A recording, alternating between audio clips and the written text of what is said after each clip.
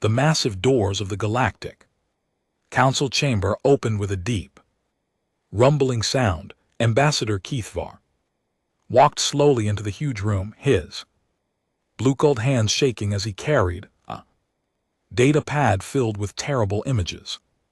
Behind him, 3 other members of his species followed, their heads down and their eyes full of fear. The chamber was enormous, bigger than any building on Earth. Hundreds of different alien species sat in curved rows that went up to the high ceiling. Some looked like giant insects with many arms, others were made of living crystal that sparkled in the light. Some were clouds of gas held together by energy fields, and some looked almost human but with strange skin colors and extra eyes. Cathar's people, the Zelani, looked the most like humans. They had blue skin and scales instead of hair, but they walked on 2 legs and had 2 arms just like people from Earth. Right now Keithvar looked like he had not slept in many days. His clothes were wrinkled and dirty, as if he had traveled a very long way without stopping. The council speaker, a tall being made of living metal, raised one hand. The council will hear the emergency petition from the Zelani Republic, the speaker said, in a voice that sounded like bells ringing. Cathar stepped forward and activated his data pad. Above the center of the chamber, huge pictures appeared.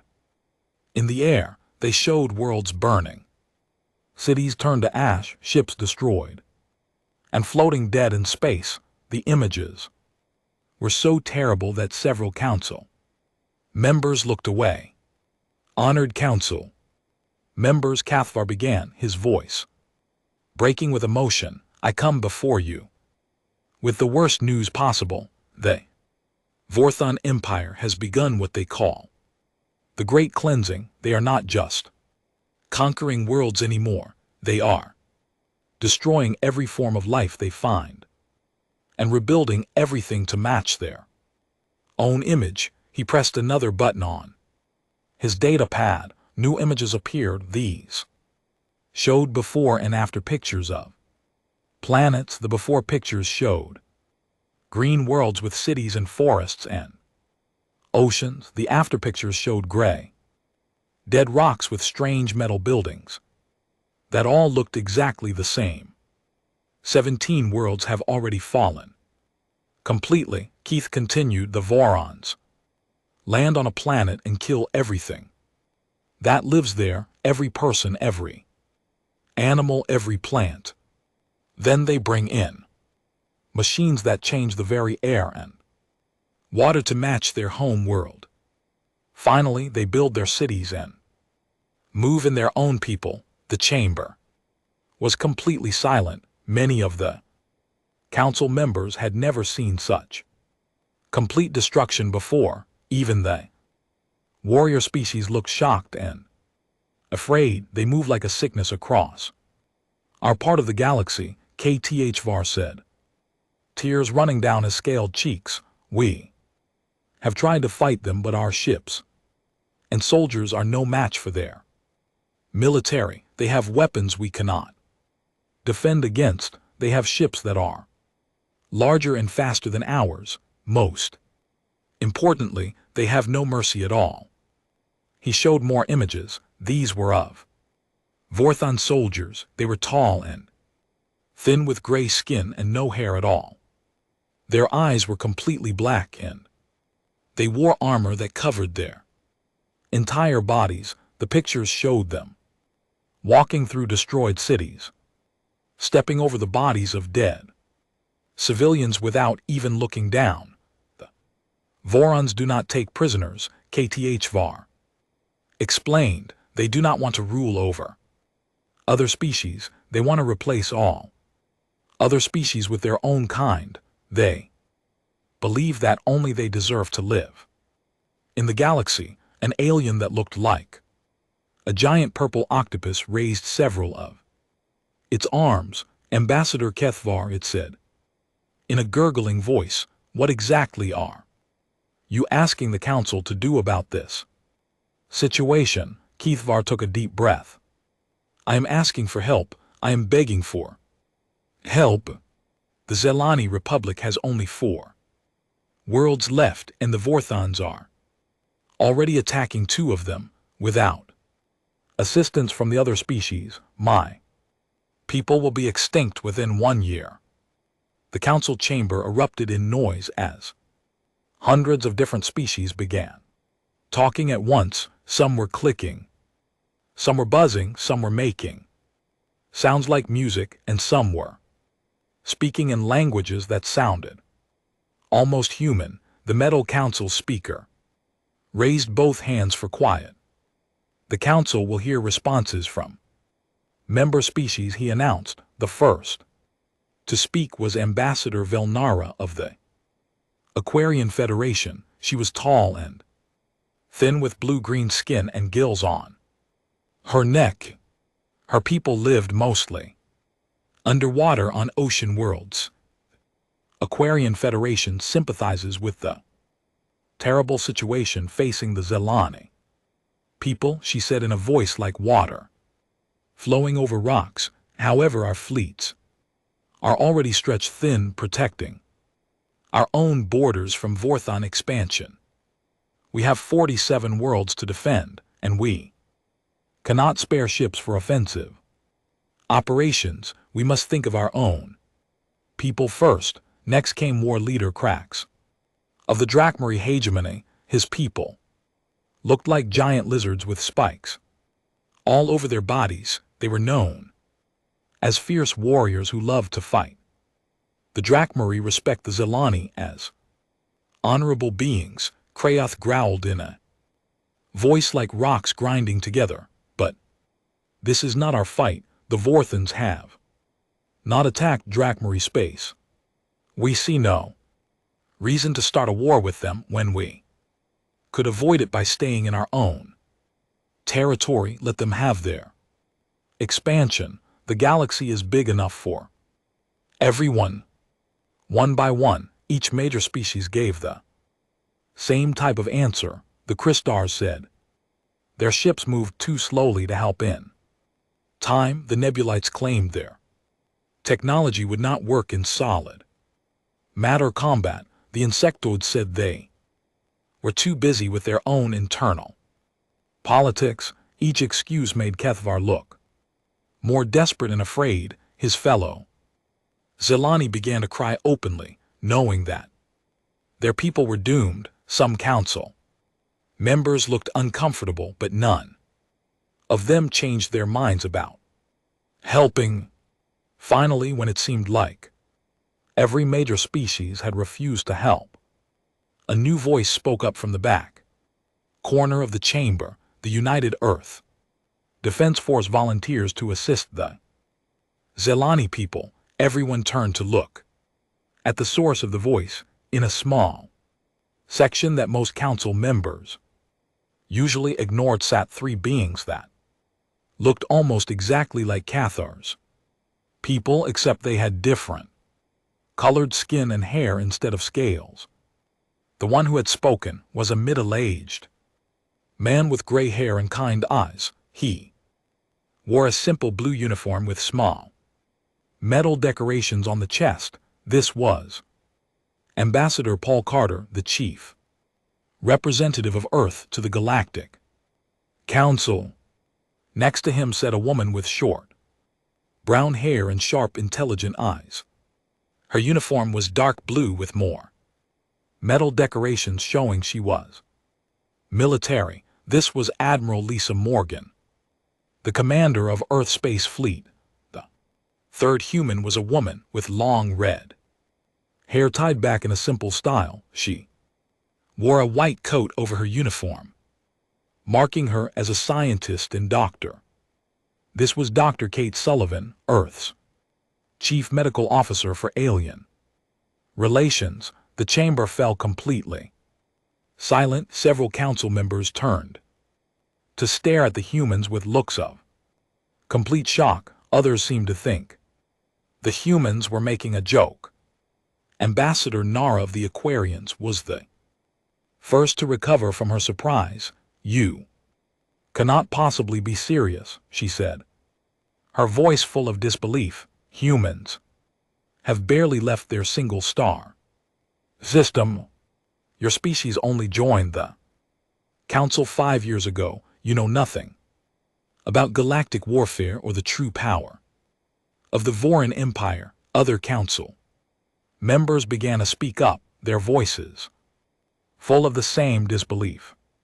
"Humans have never fought a space battle larger than a few dozen ships," said War Leader Cracks. "The Vorhans bring fleets of thousands. Human weapons technology is centuries behind Vorthan equipment," added a Christ representative, its crystal body flashing different colors as it spoke. "Human soldiers have only fought other humans," said an insectoid delegate. "They have never faced the advanced combat systems of a truly militaristic species." Through all of these comments, Paul Carter stood calmly and waited. When the voices died down, he looked directly at Kethvar, ignoring all the other council members. "Ambassador Kethar," Paul said in a clear, steady voice, "Earth may be new to galactic politics, but we are not new to standing up to bullies who pick on people weaker than themselves. We know what it feels like when no one else will help someone who desperately needs it." He paused and looked around the chamber at all the different species who had refused to help. "We also know what it means to fight when the odds are against us," Paul continued. "Human history is full of times when we had to fight enemies who were bigger, stronger, and better equipped than we were. Sometimes we lost those fights, but we never stopped trying, and we never abandoned people who needed our help." Cathar stared at the human ambassador with hope beginning to show in his eyes for the first time since entering the chamber. "Are you truly offering to send your military to help defend Zelani worlds?" Cathar asked, his voice shaking with emotion. "Admiral." Lisa Morgan stood up next to Paul Carter. Her voice was firm and confident as she spoke. "The Earth Defense Force will deploy immediately to assist in the defense of Zelani space," she said. "We may not have the largest ships or the most advanced weapons, but we have something that seems to be rare in this galaxy right now. We have the will to fight for what is right, even when it is difficult and dangerous." Dr. Kate Sullivan also stood. "Earth's Medical Corps will provide humanitarian assistance to Zelani civilians and refugees." She added, "No one should have to face this kind of threat alone." Admiral Lisa Morgan stood on the bridge of the UES Defender and watched the stars slowly change as her fleet moved through space. The ship was the newest and largest vessel in the Earth Defense Force, but compared to the alien ships she had seen at the Galactic Council, it looked small and simple. Around the Defender, 29 other Earth ships traveled in perfect formation. There were destroyers and cruisers, supply ships and medical vessels, and several ships carrying ground troops in their equipment. This was the largest fleet humanity had ever sent beyond their own solar system. The journey to Zelani space took 3 weeks. During that time, Lisa's ships passed many alien vessels traveling in the opposite direction. Most of them were clearly running away from something. Their hulls showed damage from weapons, and some were barely holding together. Few tried to signal the human fleet, but their messages all said the same thing: "Turn back, the Vorthons cannot be stopped." Lisa ignored all of these warnings. She had made a promise to help the Zelani people, and she intended to keep that promise no matter what they might face. Admiral said Communications Officer Jake Peterson from his station near the front of the bridge. He was a young man with short blonde hair who had joined the Space Force only 2 years earlier. We are receiving a distress signal from the Zelani colony world of New Thessia. The transmission is very weak, but it sounds like the Vorons have begun their attack. Lisa walked over to Jake's station and listened to the crackling radio message. Through the static she could hear voices speaking in the Zelani language.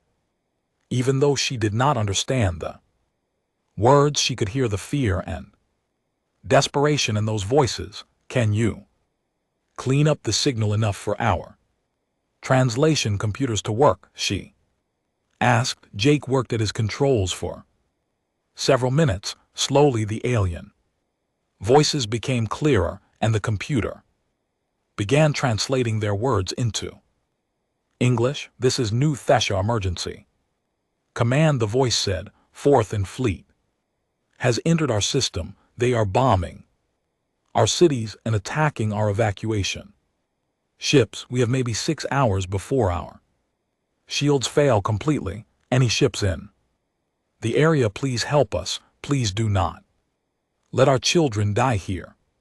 Lisa felt a cold anger growing in her chest. She had heard reports about Voron attacks, but hearing the actual voices of people who were about to die made it real in a way that no report could. She pressed a button that opened communication channels to all ships in her fleet.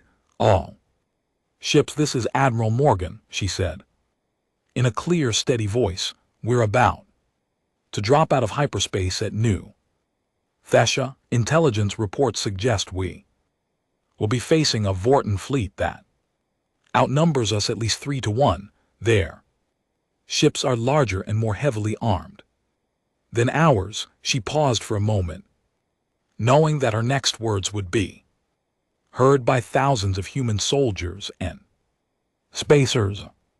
But remember why we are here. We came because someone asked for help and no one else would give it. We came because innocent people were going to die if we did nothing. The size of the enemy fleet does not change that. Our mission remains the same. Protect those who cannot protect themselves. The responses from her ship captains came back immediately, and they were all the same. Understood, Admiral. Ready to engage. Lisa smiled grimly. This was why she was proud to be human. When faced with impossible odds, her people did not run away or make excuses. They simply asked what needed to be done and then did it. All ships prepare for combat. Drop in 30 seconds, she announced. Human fleet dropped out of hyperspace at the edge of the New Thessia system, and immediately everyone on every ship could see that the situation was even worse than they had expected. The planet hung in space like a wounded animal, its surface covered with fires and smoke. Around it, massive Vorthon warships moved slowly, taking their time to destroy everything they could find. The Voron ships were huge, each one at least twice the size of the Defender.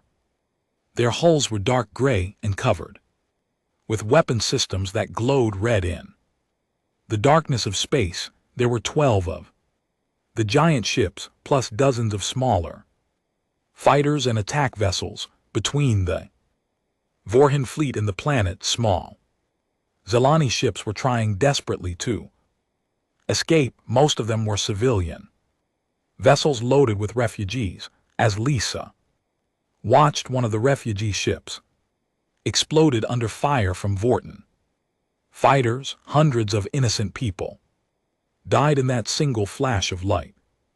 All ships engaged the enemy immediately. Lisa ordered. Priority targets are any Vorton vessels attacking civilian ships. Show these bullies what happens when they pick on the defenseless. the human fleet, spread out and began their attack.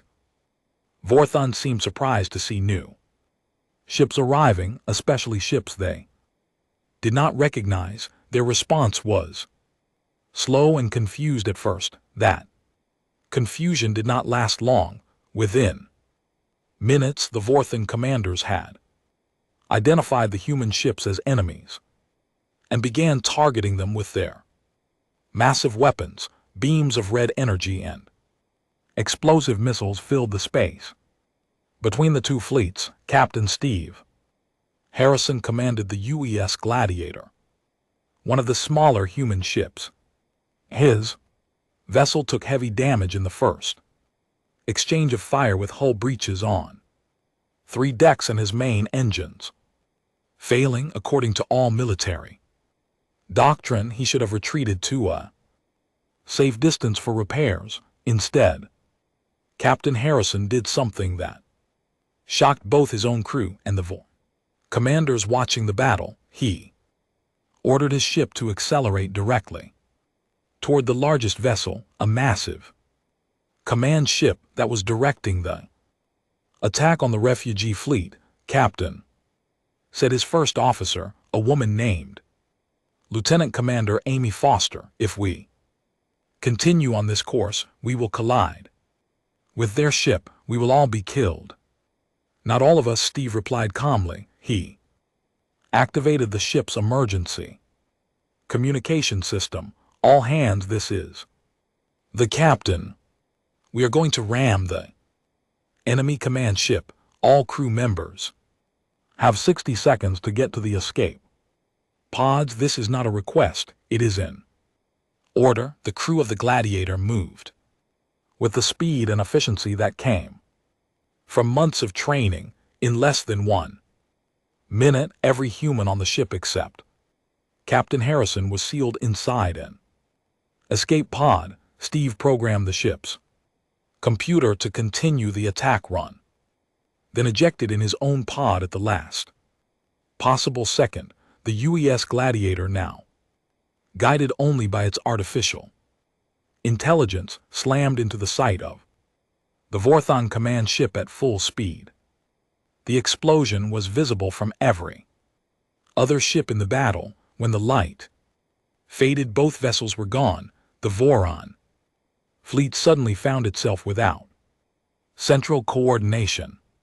Their remaining ships began making mistakes, firing at each other by accident and moving into positions where the smaller human ships could attack them more effectively. On the surface of New Thesha, Marine Colonel Ryan Brooks was leading a different kind of battle. His soldiers had landed in the middle of the largest Zelani city just as Vorthon ground troops were beginning their assault on civilian shelters. The Zelani people were not fighters, they were farmers and teachers, doctors and artists. They had no weapons and no training in combat.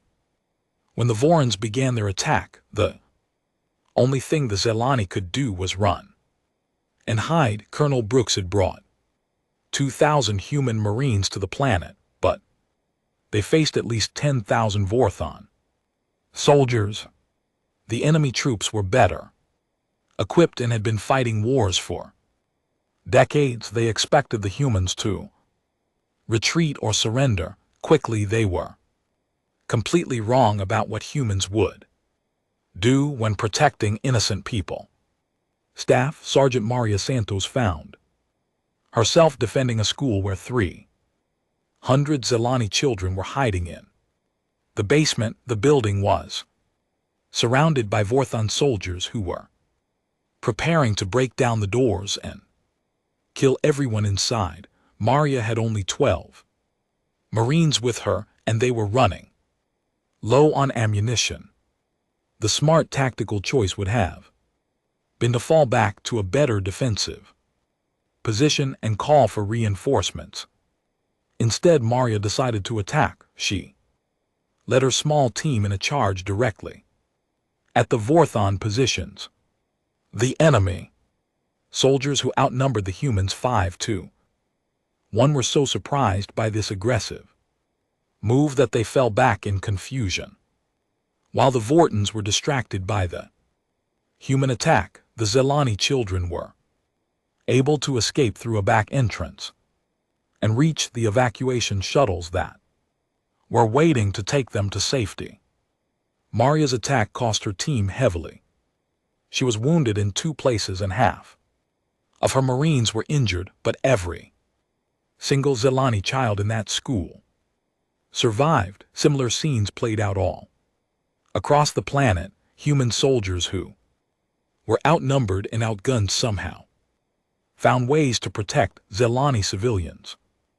They used tactics that the Vorthons had never seen before, tactics that seemed crazy but somehow worked. Private Danny Walsh was positioned on a rooftop with a sniper rifle providing cover for evacuating civilians. He had been awake and fighting for 18 hours straight, and his position was being attacked by at least 50 Vorthon soldiers. Colonel, he radioed to Ryan Brooks, "I count enemy troops moving on the main refugee camp. They will be there in 10 minutes and there are too many for our defensive positions to stop." "Copy that, Walsh," came the reply. "All units prepare for final defensive positions.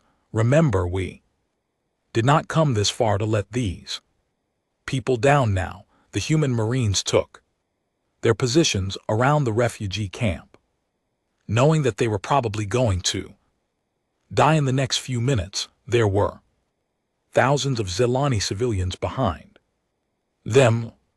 On the water world of Aquarian Prime, Fleet Commander Sichazal stood in his command center watching battle footage from New Thesha. Bluekind, leader of the Aquarian military, had seen many space battles his long career, but nothing like what the humans were doing. "This cannot be real," he said to his tactical officer, a younger Aquarian named Velkara. "Show me the numbers again." Velkara activated the holographic display, and columns of data appeared in the water-filled air around them. "Sir, the human fleet consists of 30 ships. The Voran force attacking New Thesha has 47 ships, each one larger and more heavily armed than the human vessels." Sechel studied the tactical data with growing amazement. By every rule of space warfare that he knew, the humans should have been destroyed within the first hour of battle. Instead, they had not only survived but were actually winning.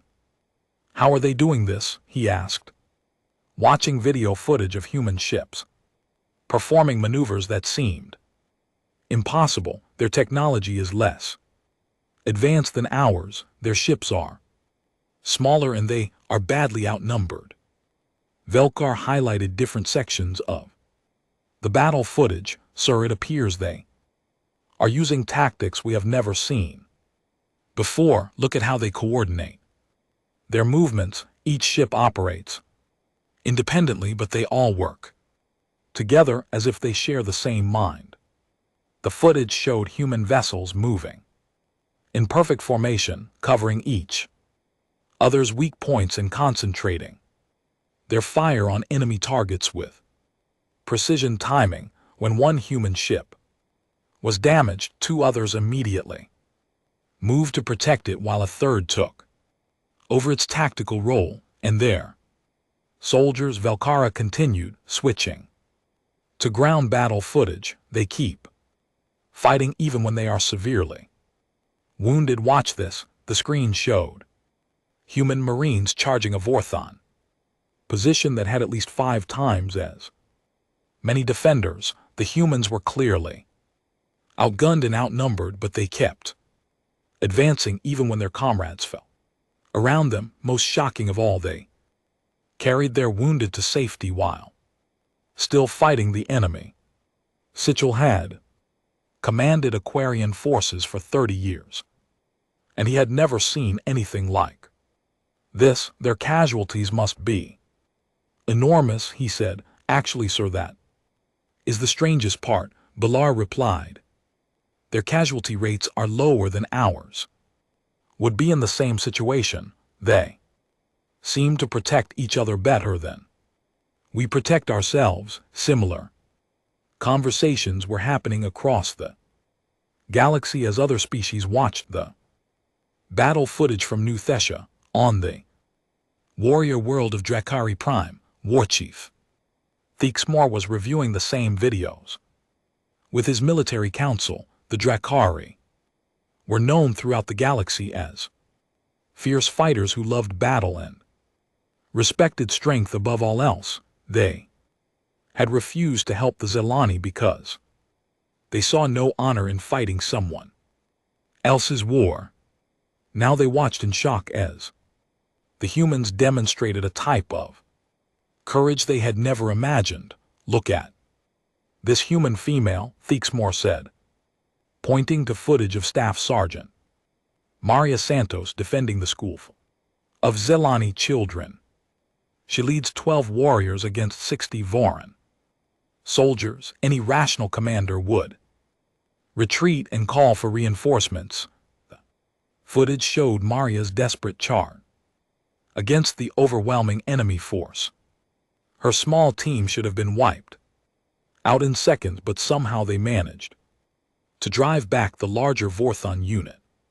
Through sheer determination and tactical skill, she fights not for glory or conquest, observed War Captain Kazal, one of the Moor's advisors. She fights to protect younglings that are not even her own species. Where is the honor in that?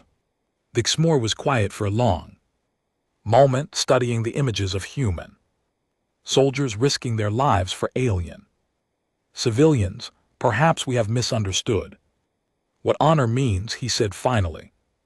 Perhaps there is greater honor in protecting the innocent than in defeating the strong. On the crystal world of Shardom, the Chris Collective was analyzing the human tactics with their advanced computational abilities.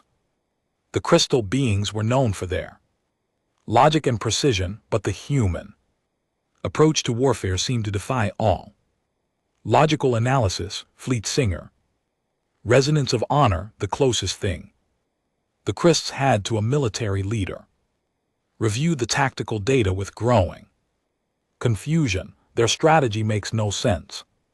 According to our models, she communicated to the other Chrysarchs through harmonic vibrations. They make decisions based on emotion factors rather than pure logic, yet they are winning, observed Warham Crystal. Edge, their emotional decision-making somehow produces better results than our logical calculations. The Chrysarchs watched footage of Captain Steve Harrison deliberately crashing his ship into the Vorthan command vessel. By all logical analysis, this was a wasteful suicide that accomplished nothing except the destruction of a valuable ship and crew, but the tactical results told a different story. The loss of their command ship had thrown the entire Vorthon fleet into confusion, allowing the smaller human force to gain a decisive advantage. One human's willingness to sacrifice himself had saved thousands of lives. Perhaps logic alone is not sufficient for understanding warfare. Resonance of honor admitted. Perhaps there is something to be learned from human emotional thinking. On Earth, President Helen Murphy stood before the cameras in the White House press room. Behind her, a large screen showed real-time updates from the battle at New Thessia. The entire planet was watching as their small fleet fought desperately to protect an alien species most humans had never heard of before. My fellow humans, President Murphy began, her voice steady despite the terrible images playing behind her. Right now, our sons and daughters are fighting in a distant star system against an enemy that outnumbers them and outguns them. They are fighting for people they have never met to protect. Children who do not even look like our children. She paused, looking directly into the camera. They did not ask for this fight. No one forced them to go. When the galaxy turned its back on innocent people who were about to die, our military volunteers stepped forward and said, "We will help." The footage behind her showed human medics treating wounded Zelani civilians, while bombs exploded around them.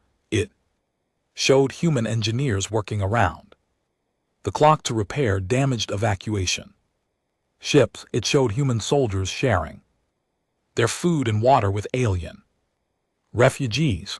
This is who we are, President Murphy continued. This is what we do. When someone calls for help and no one else will answer, we answer. When innocent people are in danger and no one else will protect them, we protect them. This is not because we are stronger or smarter than other species. It is because we believe that doing the right thing is more important than doing the safe thing. The response from Earth was immediate and overwhelming. Recruitment offices for the space military were flooded with volunteers wanting to join the fight. Civilians organized relief efforts to send supplies to the Zelani refugees. Children in schools held fundraisers to help rebuild destroyed Zelani cities they had never seen. Meanwhile, in Vorthon space, Warm Master Jexar was receiving reports of the human intervention with growing fury. The supreme commander of the Vorthon military stood in his command chamber aboard the largest warship ever built, surrounded by holographic displays showing the Empire's vast fleets. These Deathworlders dare to interfere with our expansion, he snarled to his subordinates. They think their primitive technology and emotional weakness can stand against the might of the Vorthon Empire. His tactical advisor, Subcommander Velg, displayed the latest battle reports. Warm Master, the humans have successfully defended New Thesha and are now moving to protect other Zelani worlds. Our forces are reporting unexpectedly heavy resistance. Jexar's black eyes narrowed with rage. Send the Fifth Fleet immediately. I want these humans crushed so completely that their destruction will serve as a warning to any other species that might consider defying us. But as the Vorton reinforcements moved towards Zelani space, something unexpected began happening across the galaxy. The news of humanity's stand had spread to every civilized world, and the reaction was not what anyone had expected. On Chris Dark Prime, Fleet Singer Resonance of Honor made an announcement that shocked her entire species. The collective has decided to send 3 of our defender ships to assist the human fleet. We have calculated that their cause is logically justified and their tactical methods deserve study. It was the first time in Christ history that they had volunteered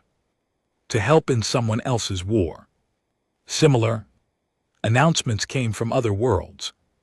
The Nebulites, who had claimed their technology was incompatible with solid matter warfare, suddenly discovered ways to adapt their ships for combat support. 5 of their cloud ships departed for Zelani space within hours. Most surprising of all was the response from the Drakari hegemony. War Archief Thixmore personally led a squadron of their best warships toward the battle zone. When asked why he had changed mind about helping, his response became famous across the galaxy. The humans have shown us what true warriors look like. He said, they fight not for conquest or glory, but to protect those who cannot protect themselves. There is honor in such a fight, and the Drachmarie will not be found lacking in honor. Admiral Lisa Morgan was coordinating the defense of the Zelani system when her communications officer reported multiple ships dropping out of hyperspace at the edge of their sensor range. The combined fleet now stretched across 3-star systems with ships from 15 different alien species working together under human coordination. Admiral Lisa Morgan stood on the bridge of the UES Defender and looked at the tactical display, showing the massive armada that had formed around her small human fleet. 3 months had passed since the first battle at New Thessia. In that time, more and more alien species had arrived to join the fight against the Vorthons.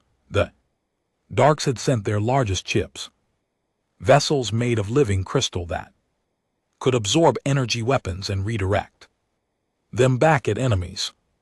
The Nebulites had brought their cloud ships which could change shape and pass through solid matter. Even the proud Drachari had sent their best warriors, but despite all these powerful allies, the humans remained at the center of everything.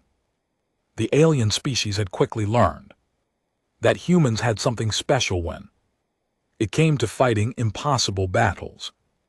They never gave up, no matter how bad things looked. Lieutenant Commander Ben Torres was flying his fighter through a field of enemy fire, his ship badly damaged and his life support systems failing. Warning lights flashed red all over his cockpit, and he could taste blood in his mouth from internal injuries. His Drachari wingman, a warrior named Crexfall, was flying beside him. "Human pilot," Cragfall said over the radio, his voice filled with concern, "your ship is dying. You must retreat to the medical ships immediately." Ben looked at his instruments and saw that Crexfall was right. His fighter had maybe 10 minutes of air left. His weapons were almost out of ammunition, and his engines were running on emergency power. Any reasonable pilot would head back to the fleet for repairs, but below them a Vorthon assault force was attacking a refugee convoy trying to escape from the planet Zelani Prime. Hundreds of civilian ships were under fire from enemy fighters, and people were dying with every passing second. "Negative. Cracks of all," Ben replied, turning his damaged fighter toward the enemy formation. "Those people down there need help right now. Retreat is not in our vocabulary when innocent lives are at stake." Ben dove his failing fighter into the middle of the Vorth and attack formation. His weapons were nearly empty, but he used every shot to draw enemy fire away from the refugee ships.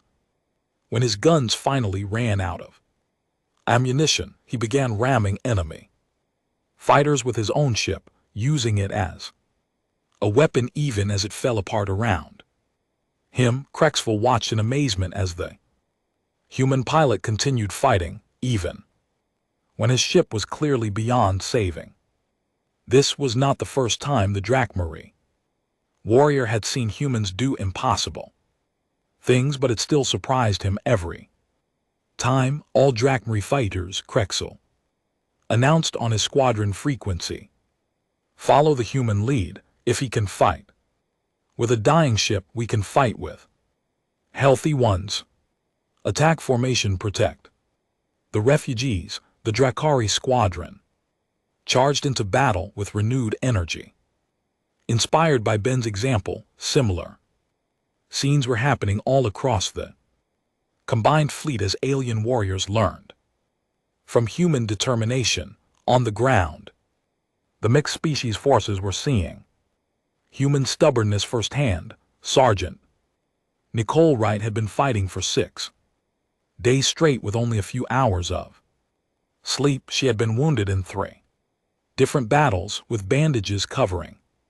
Cuts on her arms and a limp from a leg. Injury, most soldiers would have been sent to the medical station days ago. But Nicole was not most soldiers. She was a human Marine, and there were still civilians who needed protection. Right now she was carrying a wounded Zelani child through a bombed-out city, while directing artillery strikes against enemy positions using her radio. Sergeant Wright said, an Aquarian soldier who was fighting alongside her, "You need medical attention. Your wounds are serious and you have been fighting without rest for too long." Nicole shifted the injured child to a more comfortable position and continued walking toward the evacuation point. "I will rest when this little one is safe," she said simply. "Until then I have work to do." The Aquarian soldier had never seen anything like human determination before. His own people were brave fighters, but they knew when to retreat and recover. Humans seemed to have no concept of giving up when someone needed their help. "How do you keep going?" the Aquarian asked. "How do you fight when your body is telling you to stop?" Nicole looked down at the Zelani child.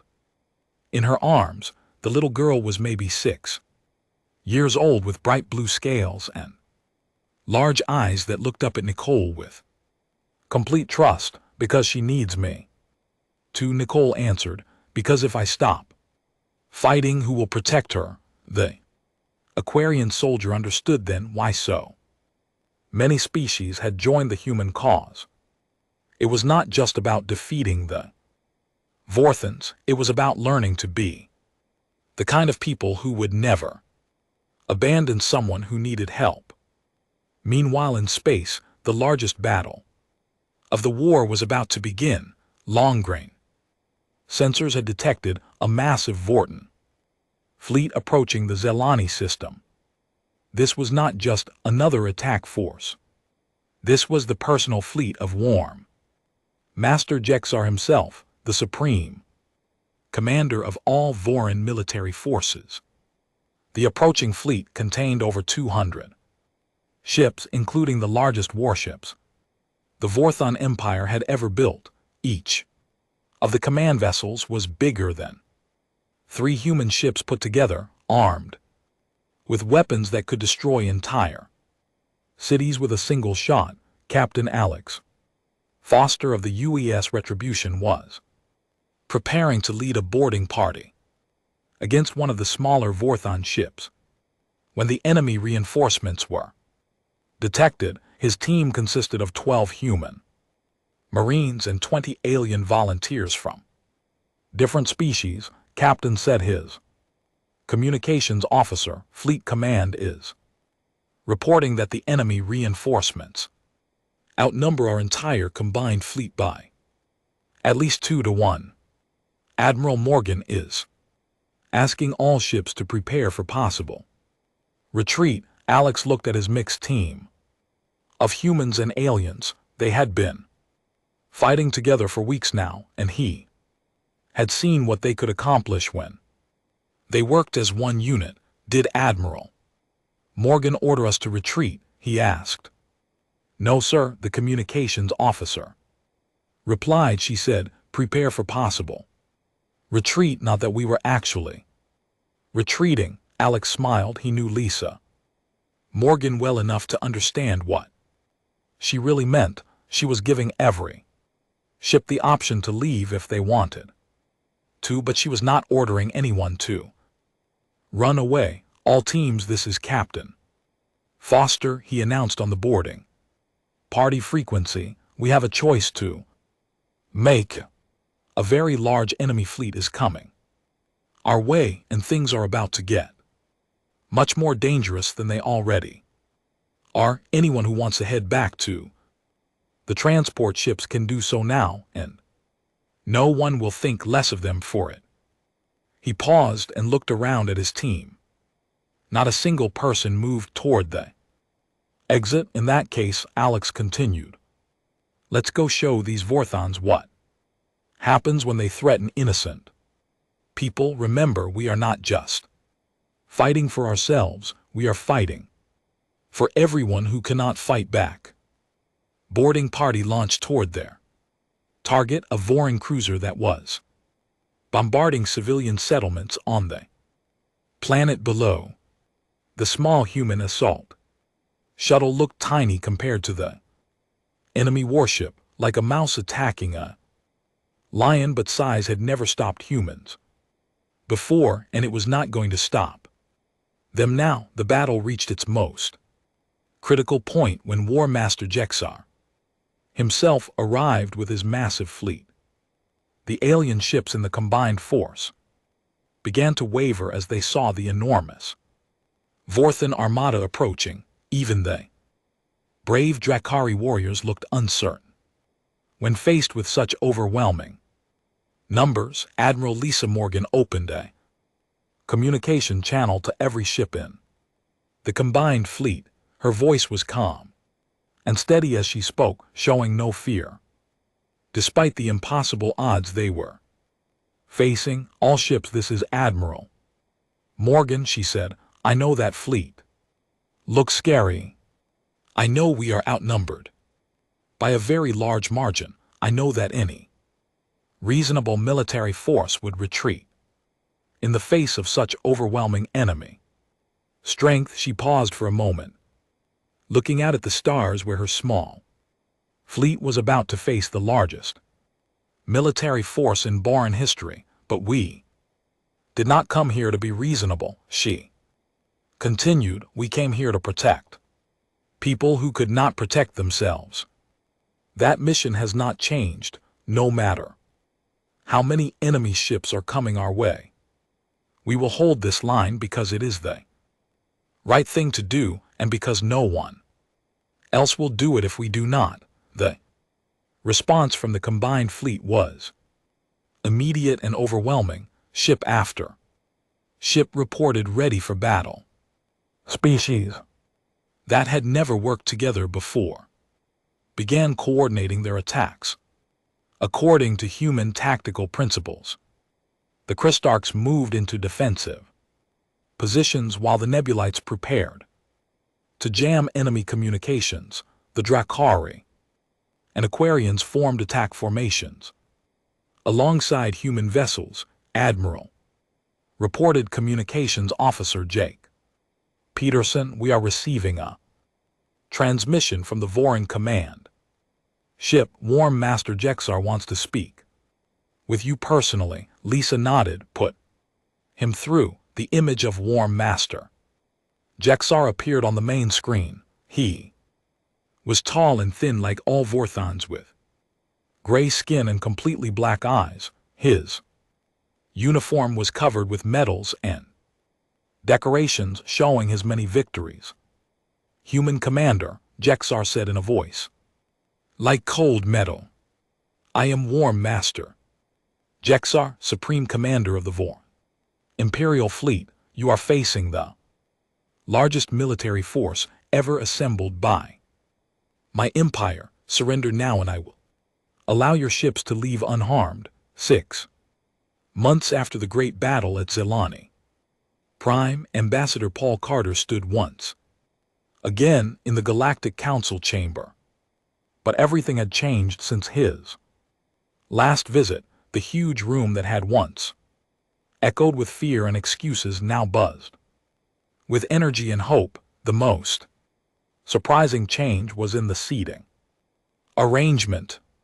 Where once there had been empty chairs and species that refused to attend, now every seat was filled. Even more shocking was the presence of Vorthon representatives sitting in a special section that had been built just for them. War Master Jexar himself sat in the front row of the Voron delegation. The proud military commander who had once threatened to destroy entire civilizations now wore simple robes instead of his military uniform. His black eyes, which had once shone Only cold hatred now held something that looked almost like respect.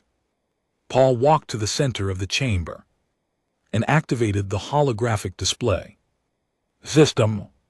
Images appeared in the air above him, but these were very different from the pictures of destruction that Cathar had shown months earlier. The new images showed rebuilt cities on Zelani worlds. They showed Vorin and Zelani children playing together in schools. They showed mixed crews of humans, aliens, and even former Vorten soldiers working side by side on construction projects. Honored members of the council, Paul began his voice carrying clearly through the chamber. I'm pleased to report that the Vorthon Empire has officially agreed to cease all military expansion activities. They have also agreed to pay reparations to help rebuild the worlds that were damaged during their previous campaigns. He clicked to the next image, which showed a signing ceremony where Vorin leaders were putting their names on peace treaties. More importantly, Paul continued, the former Vorin Empire has requested membership in what we are now calling the Mutual Defense Alliance. They want to help protect other species instead of conquering them. A murmur of amazement went through the chamber. Many of the council members had thought this day would never come. The Vorthons had been the galaxy's greatest threat for over a century, and now they were asking to join a peacekeeping organization. Ambassador Keithvar of the Zelani Republic stood up from his seat.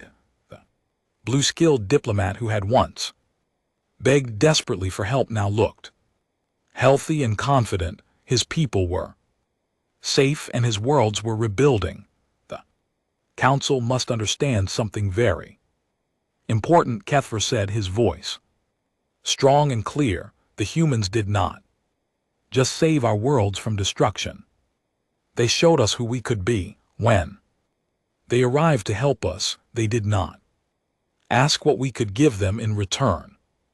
They did not demand payment or special trade agreements. They simply asked how they could help. He gestured toward the human delegation where Paul Carter sat, with Admiral Lisa Morgan and Dr. Kate Sullivan. But the humans did something even more important than saving our lives, Keithvar continued. They showed the entire galaxy what it means to stand up for those who cannot defend themselves. They taught us that being strong does not mean conquering others. It means protecting others around the galaxy. The changes that Keithvar described were visible everywhere.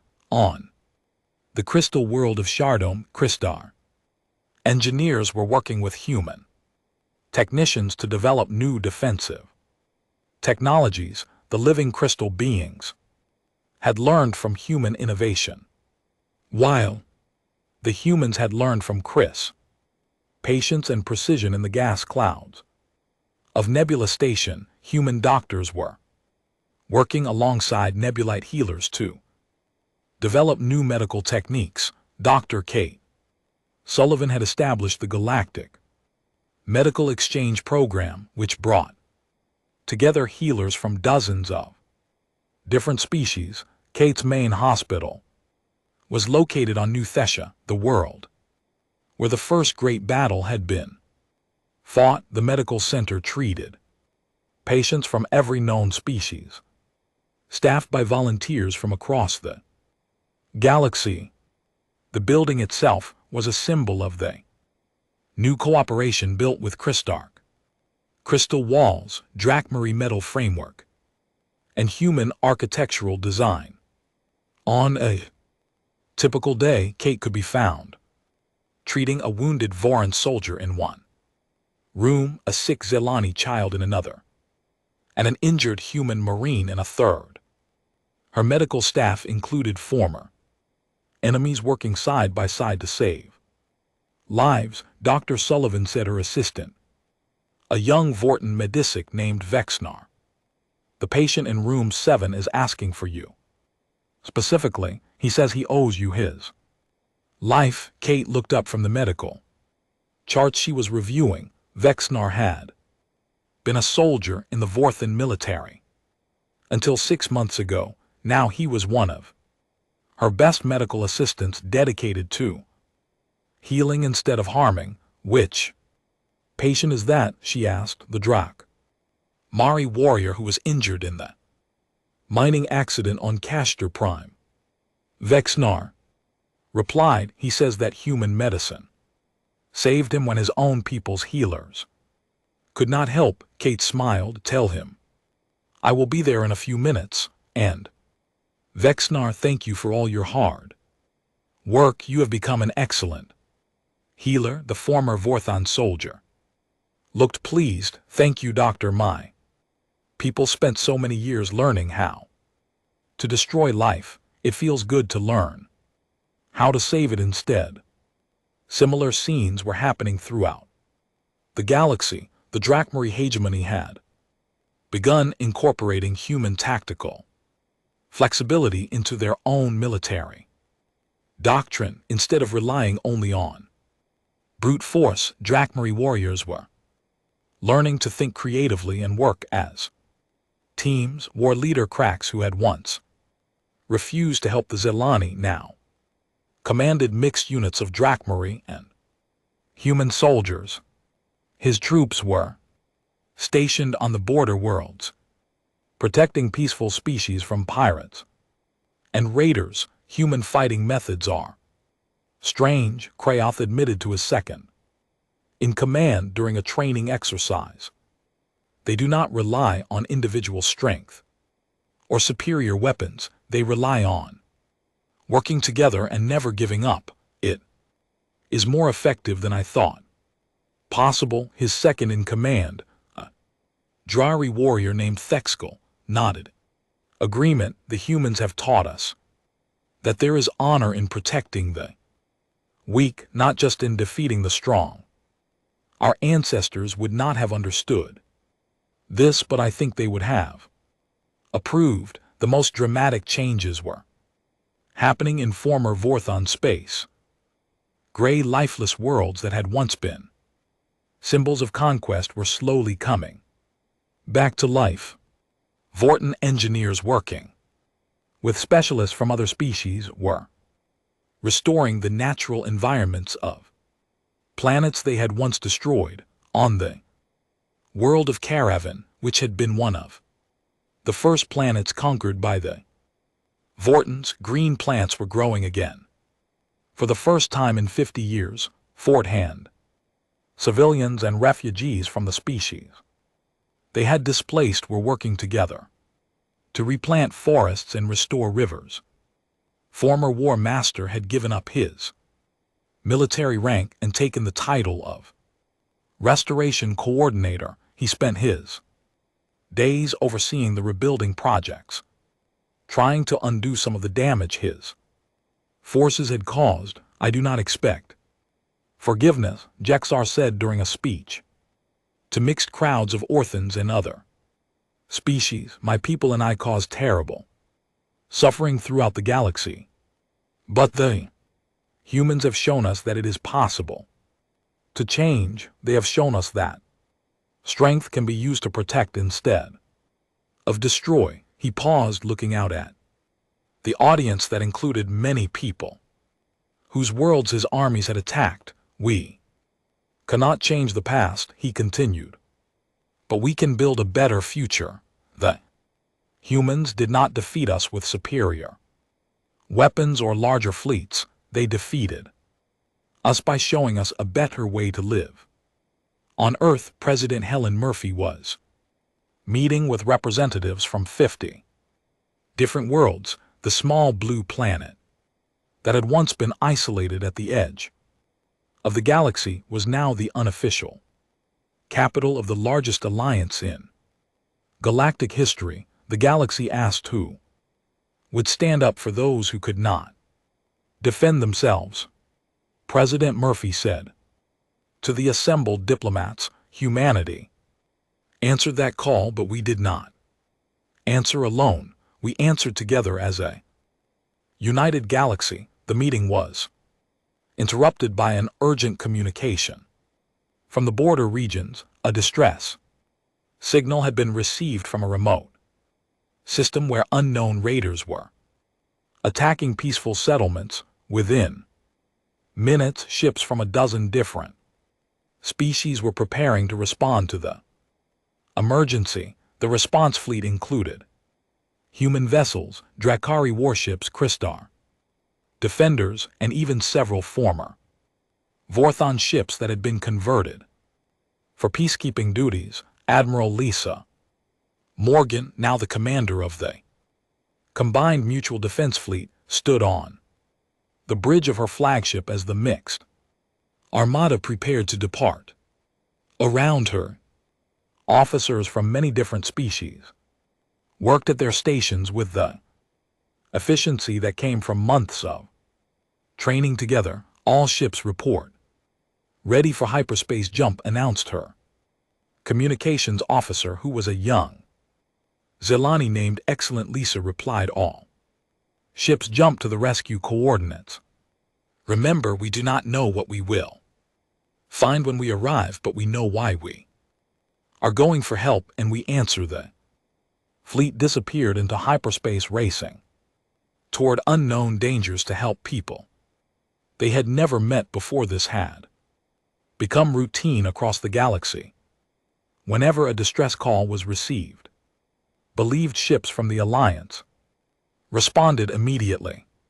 The phrase that Captain Steve Harrison had spoken during the first battle at New Thessia had become the unofficial motto of the new Alliance. They called for help. We answer together.